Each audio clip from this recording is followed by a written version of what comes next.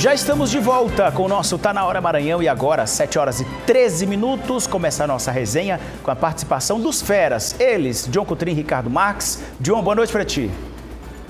Boa noite, Olavo, boa noite, Ricardo, boa noite a todos. Estava já com saudade, né? Ontem não estávamos aqui, mas hoje estamos presentes para atualizar a pauta da política local, estadual, as baixas movimentações que ocorreram. A gente tem muita informação hoje, viu, Olavo? Quentinha para você. É porque ontem o jornal foi um pouco mais curto, a gente chegou depois do jogo e não teve resenha. E eu chamei inclusive os feras, mas não é o bloco de carnaval, não. Ricardo, boa noite para ti. Boa noite, Olavo. Boa noite, John. Boa noite a todos. Deixa eu aproveitar logo de sair daqui, mandar um abraço para o nosso telespectador Neto Pintor, lá de Caxias. Ele sempre me cobra, rapaz, eu mando áudio para ti falar, mandar o alô. Tá aí, Neto. Um alô. Obrigado pela audiência. Pronto, e para todos os telespectadores que estão com a gente na TV e também o pessoal na internet, muito obrigado. Vamos começar falando sobre a senadora Elisiane Gama, que confirmou que pode ser candidata ao Senado. Aliás, confirmou categoricamente, disse que é o plano A, não tem plano B. E na chapa, minha gente, encabeçada pelo prefeito da capital, porque é mesmo partido, né? A pretensão dela é disputar, né? A gente se dizendo que já está quase certo, disputar a reeleição, mas o Braide confirmou que será candidato, Ricardo. Será que sim? Será que não? E como é que fica a relação da senadora com o Palácio dos Leões, Ricardo? Conta pra gente. Olavo, eu vi um recorte da sua conversa lá no seu podcast com a senadora Elisiane. E daquela conversa, o meu entendimento é que a Elisiane sabe que não dá para ela na chapa do Orleans, né? E ela já tenta ali se agarrar como uma tábua de salvação ao Eduardo Braide, né? Amparada, acreditando no Gilberto Kassab, que é o presidente nacional do PSD. Mas o que a gente ouve no bastidor é que o Braide não tem o nome da Elisiane como um dos que comporão a chapa majoritária, né? O Braide deve ser candidato, deve anunciar a candidatura, isso é o que a gente ouve de bastidor. Ele não deu ainda que sim nem que não, mas é o que se ouve no bastidor. Mas o nome da Elisiane não seria para compor a chapa majoritária. O Braide teria ali 2 nomes que ele próprio vai referendar, né? Agora, eu chamo aqui, Olavo, se você me permite, esse trecho, esse recorte do vídeo da entrevista que a senadora concedeu a você. Aliás, seu podcast, muito bom, você está de parabéns. Muito obrigado. É claro que a candidatura do Braide, que é um projeto nacional, passa pela decisão dele, né? Porque tem um projeto político partidário, está decidido. Nós temos uma prioridade de 9 partidos hoje no Brasil, o Kassab está muito focado nisso. Mas passa pela decisão dele, então ele ainda não decidiu se ele é candidato ou não, ainda não falou isso para o Maranhão, né? E ele falando, é natural que eu esteja com o Braide, porque nós estamos no mesmo partido. E ele não falando, e ele não sendo candidato e não se afastando do mandato, que ele tem que se afastar para poder se desincompatibilizar, aí o PSD vai sentar para fazer uma rediscussão. Mas se a candidatura dele sair, é natural que a gente esteja junto com ele. E aí, Ricardo? Quando ela coloca assim, certamente a Elisiane é uma política experiente, ela sabe que a situação dela é muito delicada. Não é impossível uma reeleição da Elisiane, porque em político o impossível não existe, né? E, a meu ver, eu tenho dito isso, né? O Lula da Silva, o presidente Lula, deveria ter uma conversa com a Elisiane. A Elisiane não pode ser pura e meramente descartada assim, do nada, porque ela foi correta, né, na defesa do governo, na defesa das chamadas pautas do campo progressista. Foi essa atuação no Senado que a afastou, de certo modo, do grosso do eleitorado dela na última eleição, que foram os evangélicos, né? Então, precisa o Lula chamar a Elisiane e, caso ela não tenha espaço na chapa do Orleans, ela parece que já admite não ter esse espaço, que já está falando aí na vaga, numa chapa do Braide, mas o Lula precisa ter essa conversa com ela, né? Elisiane, não dá e tal, mas vamos aqui, vamos pensar acolá e tal, como é que a gente pode se ajudar, não pode ser meramente descartado. Mas é uma situação muito difícil, né? Muito difícil. Bom, duas coisas que a gente que seleciona ali da fala dela, é que ela diz que a candidatura do prefeito Braide ao governo, John, é um projeto nacional do PSD, né? Assim, ela fala que vai estar junto com o Braide, né? Mas vamos lá, primeiro, o que há de bastidor hoje? De bastidor, quais são as conversas hoje?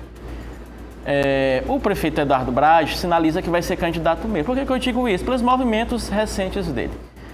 Aquele evento lá de anúncio de obra, de pacote, depois as movimentações na cidade, né? De inauguração, essas coisas todas, porque tem um prazo para sair da prefeitura, que é até o final do mês, dia 3, 4 de abril. Então, quais são as articulações hoje, quais são as conversas? Há a possibilidade dos dinistas oposicionistas comporem com Eduardo Braide.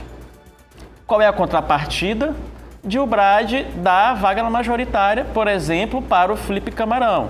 Seria uma indicação aí dos dinistas, não é? A segunda vaga também parece que o PT quer, né? Nesse encontro lá da Gleisi, da última, com o Felipe Camarão, com o Márcio, com o Rubem Júnior, ela chegou até a perguntar a Gleisi Hoffmann da Elisiane Gama, não é? Mas, assim, pelo Braide não é a Elisiane Gama essa segunda vaga. Vai ser de alguém que vai agregar, porque a Elisiane Gama já é do PSD. A Elisiane Gama já é do PSD, que é o mesmo partido do Braide. Então, se falar de Fufuca hoje, né? De Fufuca aí seria essa segunda vaga do Eduardo Braide, porque o Fufuca é do PP, mas o PP está na federação com a União Brasil. Mas a questão o Fufuca teria força para levar a União Brasil e o PP para a segunda vaga do Eduardo Braide, porque hoje nós temos o Pedro Lucas, que é Orleans, não é? O Pedro Lucas é aliado do Brandão do Orleans. E, portanto, tem o já Juscelino... apareceu em pesquisa, né? Isso, tem o Juscelino Filho também, que não tem se manifestado. E o Fufuca poderia ficar isolado nessa questão, não teria essa força para levar a União Brasil, né, com o PP para o Braide. Mas não é descartado também, não é descartado essa possibilidade. Então, assim, eu vejo a situação da Elisiane, concordo com o Ricardo, muito delicada. E aí, volto a dizer, eu não vejo, talvez seria a última opção de segunda vaga de senador na chapa do Braide. Acho que ele tem outras preferências, até para agregar ao nome dele, para compor com outros partidos, para ele negociar, né? Ter margem de negociação. Anotem, Fufuca só vai para o Braide se o Lula for. Fufuca não fica contra o Palácio dos Leões. Anotem e depois confiram comigo. Sabe que depois dessa conversa com a senadora Elisiane, eu fiquei com a pulga atrás da orelha, porque ela diz estar com Lula. Eu perguntei para ela várias vezes, eu digo, senadora, mas e aí, a senhora sendo colocada de lado? Porque a gente sabe que o presidente Lula já pode, ele já manifestou interesse em ter o Fufuca, já falou isso, o Fufuca também ali debaixo das asas, digamos assim, do presidente, o senador Everton, ou seja, é muita gente para pouca vaga. E aí, ela garantiu que tem o apoio incondicional do presidente Lula. Aliás, é uma defensora muito forte do governo, tem sido nos últimos anos. E nessa conversa com ela, ela reforçou essa proximidade muito grande e, segundo ela, o desejo também do presidente Lula de apoio, viu, Ricardo? Mas o Lula é assim, o Lula sempre foi. O Lula é igual aquela música do Tribalistas. Não sou de ninguém, eu tô com todo mundo e todo mundo é meu também. É o Lula disse que vai apoiar todo mundo. Se aparecer, descer aqui um dia eu te apoio e tal. É isso mesmo, mas é isso mesmo. Mas Ricardo tá certo. Agora, John, só pra gente mudar aqui a página, porque eu anotei aqui. Ela falou, eu chamei a atenção, uma fala que foi colocada pelo jornalista Thiago, lá do Tribuna 98, que falou com o Fernando Braide, que disse, não, ela não.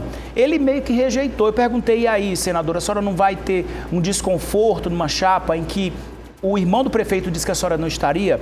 Ela disse que isso já foi superado, foi um corte do passado, mas que já não tem mais isso, dessa divergência, e que o assunto dela, o papo reto, é com o prefeito Braide. Tá, mas eu acho que esse sentimento não passou não, viu? Eu acho que é o mesmo sentimento. Volto a dizer, quando botaram aquela foto da Elisiane com o Eduardo Brade foi várias críticas. Ah, já não voto em ti. Tu lembra, Ricardo e Olavo? Lembro. Se tiver com a Elisiane, eu não voto em ti. É a mesma coisa hoje, não mudou nada. Não mudou, não. Não mudou, não. E a gente vai acompanhando aí para ver. Tá chegando, minha gente, o prazo tá chegando perto. Dia 4, mas tem gente dizendo aí que talvez, né, Ricardo, o prefeito se manifeste. Olha aí, olha o tempo correndo. Olha o tempo correndo. Correndo.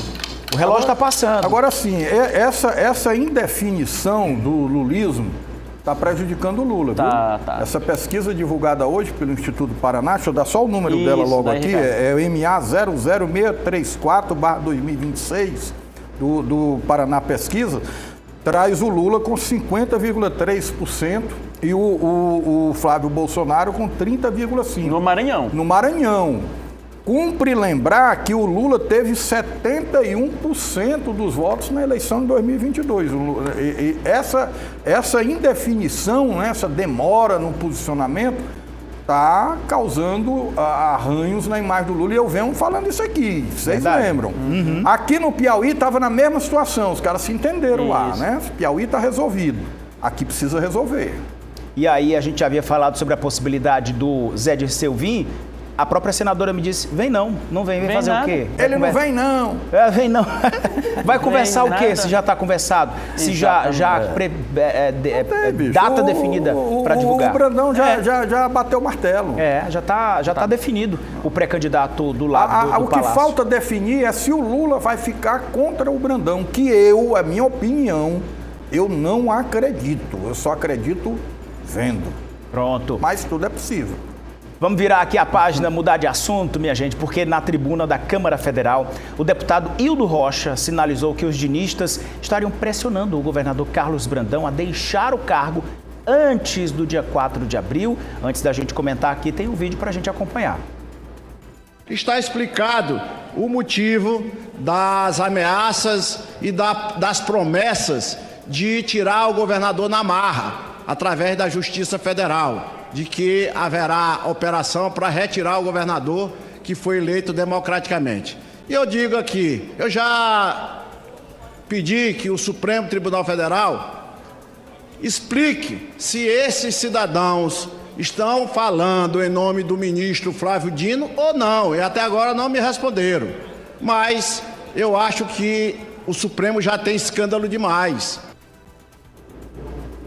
Ih, meu Deus do céu. E se esse relato chegou ao Congresso Nacional, é porque a situação tem se apertado por todos os lados, John? Se fala que vai ter operação no Maranhão desde o ano passado. Que ia ter uma batida lá no Palácio dos Leões, que ia tirar o governador, ia prender A, B ou C. E isso não aconteceu até agora, não é? A gente até comentava ainda há pouco lá na Rádio Difusora News, 93.1, expediente final, 18 horas, que a gente ouve os dois lados, né, Olavo? Dos lados dos oposições, quando a gente pergunta, né, do lado dos oposicionistas, e aí, a operação tal? Aí eles falam, olha, tu tá vendo o que aconteceu lá no Amapá, aconteceu no Tocantins? Aí eles falam, no Maranhão tem coisa pior. Isso os oposicionistas falam, né? Para quem não lembra, teve uma operação recente, inclusive, lá no Doutor Furlan, não é? Da Polícia Federal, lá da capital, lá do Amapá. E já do lado do governo, a gente pergunta, e aí, essa operação, vai ter operação? Não vai, né, tal, não vai ter acordo, não vai ter operação? Aí eles falam, rapaz, não tem clima para ter operação, o STF está fragilizado, não é? Está aí meio a um escândalo do Master aí. Eles têm que pensar nesse momento neles mesmos, né? Preservar a imagem deles. Tem o Dias Toffoli, Alexandre de Moraes. Então não caberia agora uma operação política. Então, são os dois lados que a gente ouve dessa história, não é? E traz aqui para o telespectador para ele formar a opinião dele em relação a isso. Mas de certo é que o prazo está acabando mesmo, realmente. E o governador Carlos Brandão não dá nenhum sinal de recuo. E os dinistas ali já falam aí que se não houver uma operação agora, mas que pode haver no futuro, já que o governador Carlos Brandão, se ficar até o final, vai sair do mandato e não terá mais foro, né, privilegiado, vai ficar aí desprotegido. Bom, fala assim, Força Suprema, não é? John, muitas coisas para acontecer. E aí, Ricardo? Eu me recuso a acreditar que o Flávio Dino tome parte dessa história, né? A meu ver, a turma mais próxima dele usa o nome dele. Agora ele devia chamar essa turma e pedir para parar, caso ele não tenha realmente envolvimento nessa história, né? Porque isso é muito ruim, muito ruim. Hoje o Supremo está tão desgastado, mas tão desgastado, que o Dias Toffoli se declarou suspeito em um pedido por CPI do Master, né? O pedido foi feito hoje por um deputado do Distrito Federal. Por quê? Se declarou suspeito, porque ele já foi sorteado o relator hoje. E ele já havia sido afastado da investigação da Polícia Federal, né? A gente segue acompanhando, hein? Obrigado pela audiência e companhia. Por hoje é só. A gente volta amanhã a partir das 6h15 com o nosso Tá Na Hora. Beijo grande, beijo da família. Senhores, boa noite pra vocês. Boa noite, até amanhã. Boa noite. Tchau, gente.